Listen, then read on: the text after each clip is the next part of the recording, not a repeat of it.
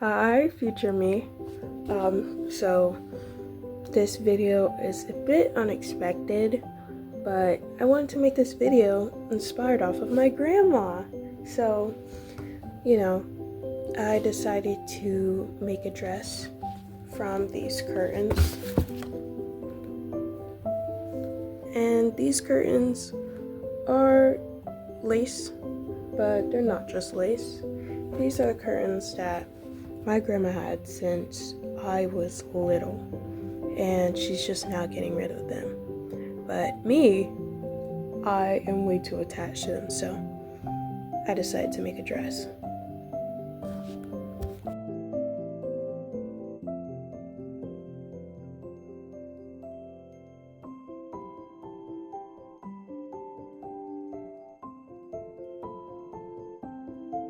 I have a bit of prior experience with draping.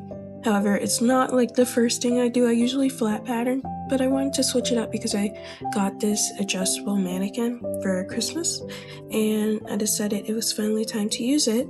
And I'd already put my undergarments on the mannequin and then the bra cups specifically for this dress, and then got to work. It took probably about 30 minutes to drape this pattern, and then turning it into a flat pattern piece took about maybe like another 30 minutes. So this whole process took maybe a bit over an hour.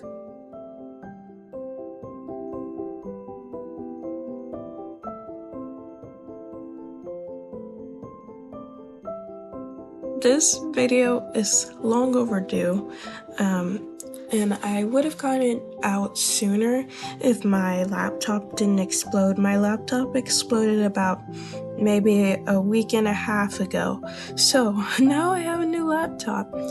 And yeah, I'm so excited. There's a lot of new subscribers, so hi guys, I hope you're doing well. Welcome to my channel.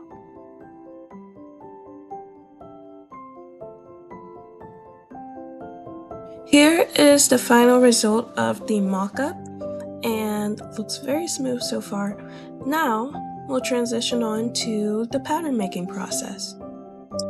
I'm really happy with how this pattern turned out. It has such a dramatic shape, and it's perfect for the 1950s Dior new look I'm going for.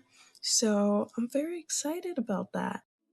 So I don't have anything in the back, I'm just holding it with my hands. But here's the side. There's a little bit of marks here, but I also think it's just because of the boning channel, and I might cut some more incisions on the seam allowance here, but it'll be okay because it's gonna get covered up. So it's not perfect, but this is good enough. So this is what it looks like.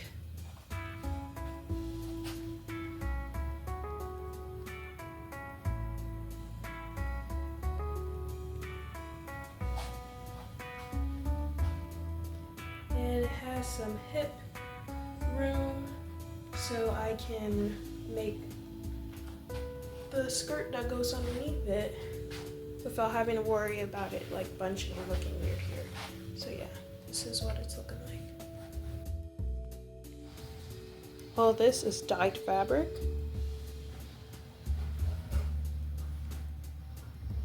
So much dyed fabric. Here is the bodice. Yes. Here is what the outfit looks like. I'm testing what the skirt potentially will look like, and what I think I'm gonna do is just add a layer of cotton for the petticoat, and add layers of organza and crinoline on top of it so it can blend in with this better.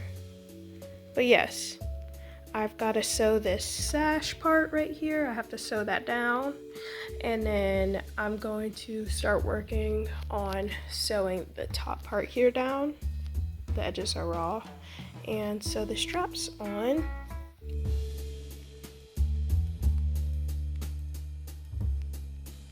More sewing footage.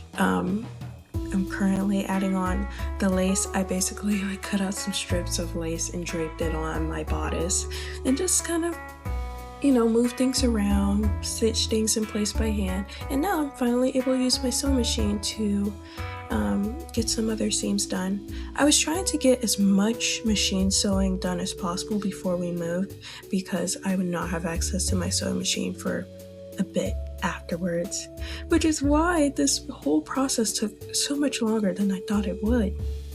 Anyways, recently I've gotten a hold of 5 different books. 2 of them are queer, the other 3 are fashion, and I love it. I recently got the Encyclopedia of Ugly from one of my favorite YouTubers, Carolina, and I'm so excited. I kind of want to make like a series and do the ugly fashion trends that I actually like and maybe recreate them or do some hot takes about said fashions. Also, once again, I'm so sorry. Like, everything is so cluttered in the background. Like, it is not tea for filming, but like, I needed to show you guys something. It really was such a hectic time, like so much happened. So hopefully that doesn't anger anyone too much. I'm sorry. Here's how it's looking so far.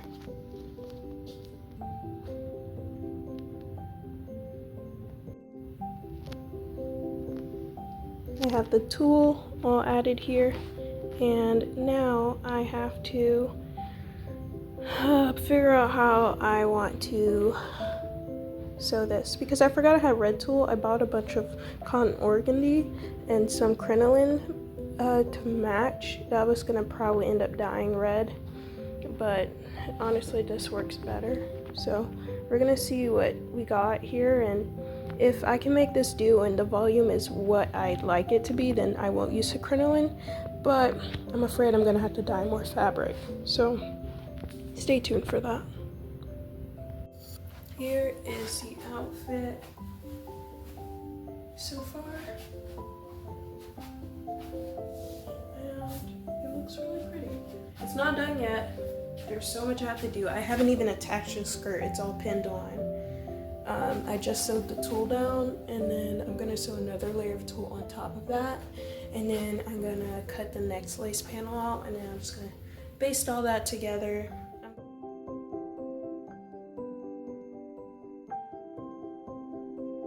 The final outfit is almost done. I just have to sew on the skirt to the bodice and then sew the lace over the basting and then do some finishing seams on the inside. But I really did enjoy this dressmaking process. It's a very similar dress to the one I did a self-portrait of. I have a self-portrait I did about a year back, and I'm pretty happy with how this dress turned out, and I love wearing it to the SCAD Dior Exhibit.